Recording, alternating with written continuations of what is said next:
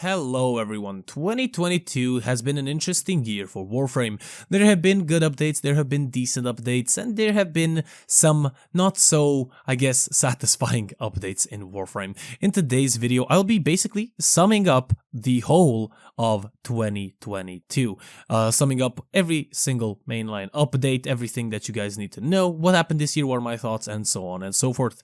So, of course, if you do enjoy the video, do leave a like, a comment, and do subscribe for maybe more videos. Of course, there's going to be more videos. And let's get, first of all, with the first update of the year, update 31.1, Echoes of War, which came out in February the 9th.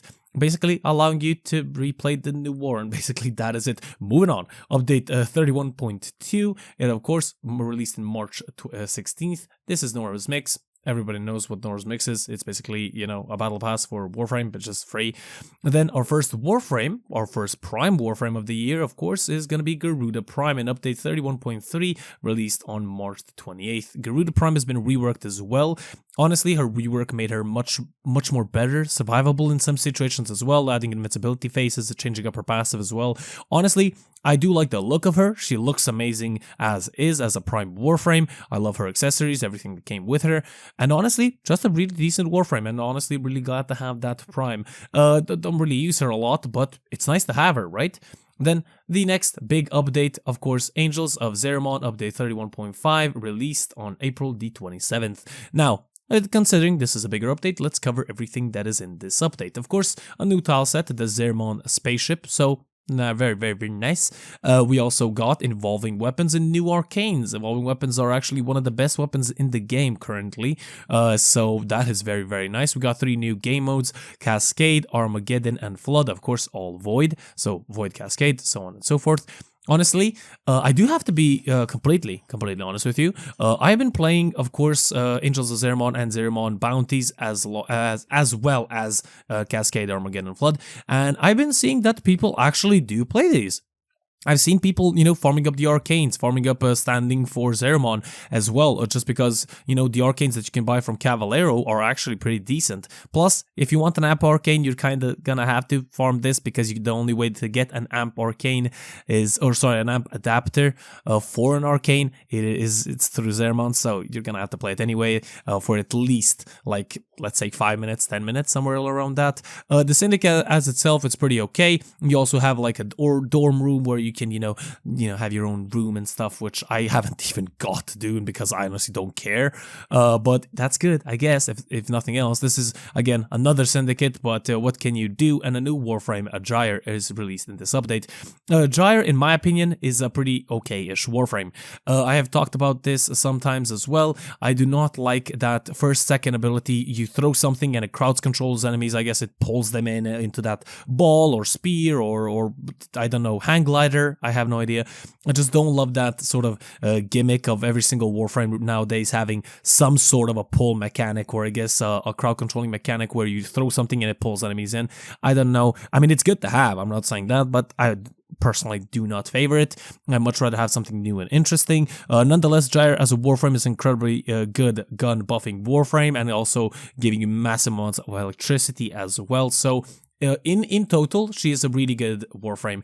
Now, we're going to be moving to the Echoes of Angels, Echoes of Zariman update 31.6, which has been released, of course, on June the 9th. Now, this update will bring some new stuff, of course, into the Zariman tileset as well. The missions, you have these like little beacons that can give you different buffs. You have 2 new Incarnate weapons, some new, of course, modifications, or I guess not modifications, but looking items. I forgot what they're called. Cosmetics. Yeah, there you go.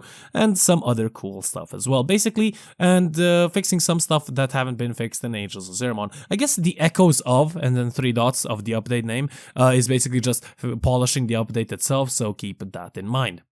The next Warframe update, 31.7, Khora Prime, released on July the 16th. Honestly, everybody loves Khora. Everybody uses Khora for farming anything in the game. And honestly, I love the look of her, plus because she has purple on her base, I guess, Warframe, and just because she looks incredibly good. And of course, the Warframe is incredibly good because you use her for farming and dealing damage.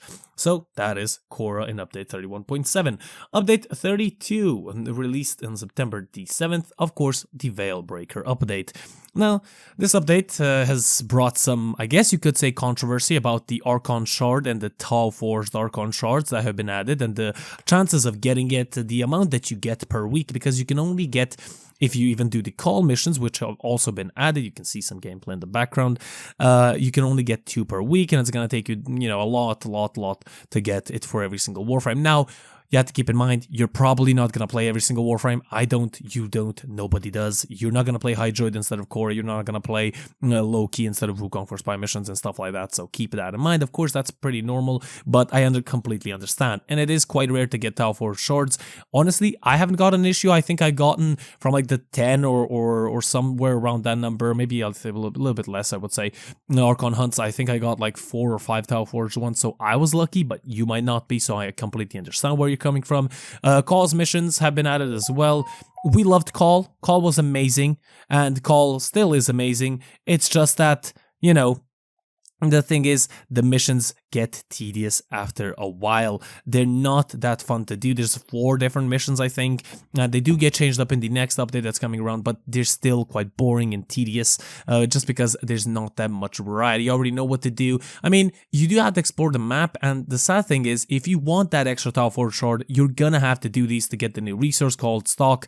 So, yeah. Well, also, Archon mods have been added, pretty decent mods, I think useful on like 80% of Warframes, 90% of Warframes, incredibly good mods, same as like the base variant, but if you have a certain element, you're gonna get a certain buff, so that is quite cool. Now, the Archon boss fights themselves are pretty interesting, pretty fun, in my honest opinion. I don't really get bored with them. I mean, of course, I have to do them if I want the Archon Shards, but I don't really find them as tedious as Call's missions, which I don't do anymore, basically. And the new Warframe, our 50th Warframe Starnax, an amazing Warframe. We got him for free for like 2 or 3 weeks. Amazing. It's just that his 4th was nerfed, and honestly, I don't find him that useful. I forgot about him most of the time. He looks the part. He looks like an older Warframe. He looks cool.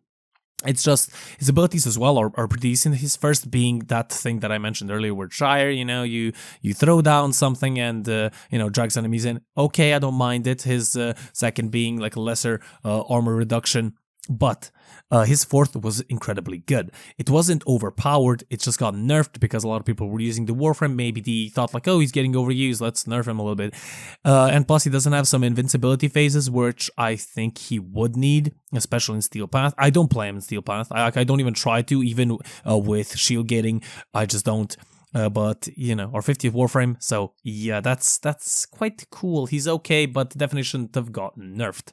Echoes of Veilbraker, fixing stuff that Veilbraker didn't do. Alright, update 32.1,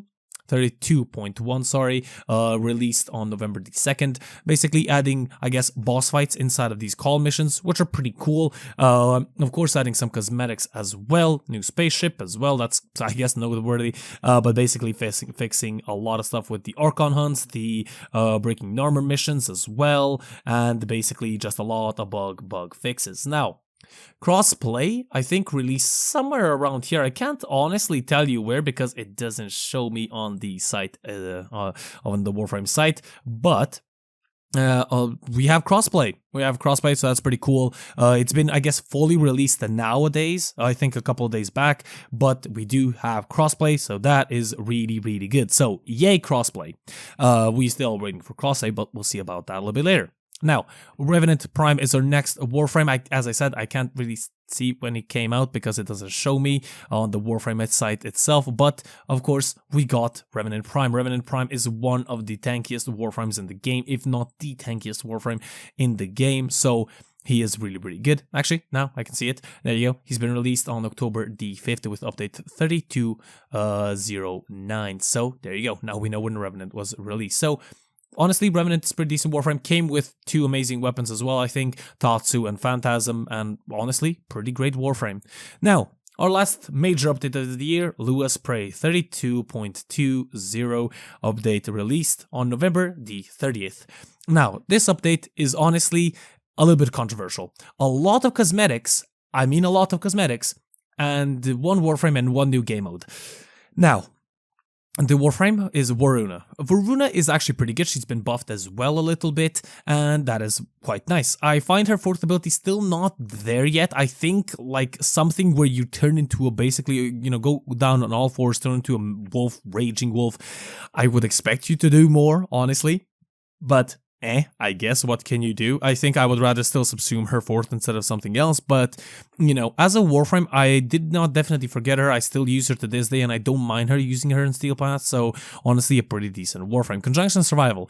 In my honest opinion, the new Loot Cave in Warframe, you can get a lot of stuff here, especially if you play Steel Path. You can get a lot of materials, and also the new Arcanes by trading the new material, Lua Thrax Plasm, to, of course, Archimedes Yonta in the Zariman again. So honestly, Conjunction Survival, I'm pretty happy. It doesn't stray away a lot from normal survival. You just basically have Thrax units spawning and draining your life support double the time, so you have to kill them really fast. Honestly, I love that little twist. It's quite fun, and you can use your Necromech. So Conjunction Survival is definitely a plus for me. The Warframe is okay, and the update is mostly cosmetics, which is the bad side. And of course, the last update of the year, of course, Baruuk Prime, our last Prime Warframe of the year, released on December the 14th, of course, came with a Furious Prime, and also came alongside I actually forgot what the other weapon was, a Cobra and Crane Prime.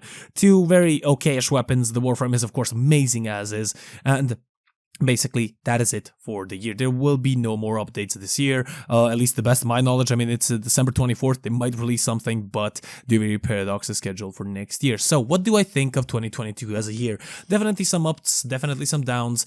But in general, I think the year was pretty good. Cross save, I guess, is here, so that's very fun. Next year, we have Duviary Paradox and cross save, of course, to look forward to. So I'm really, really happy about that. And of course, Duviary Paradox, how's it gonna turn out? I have no idea. I guess I will probably, look deeper into that and get my honest thoughts on it. But this has been Warframe in 2022. The fastest recap that I can put without draining your guys' time and wasting it without needing to. So, hope you guys enjoyed. If you guys did, do leave a like, a comment, and subscribe for more. I am Bill, your lovely host, the Gaming Weasel, and I'm over and out.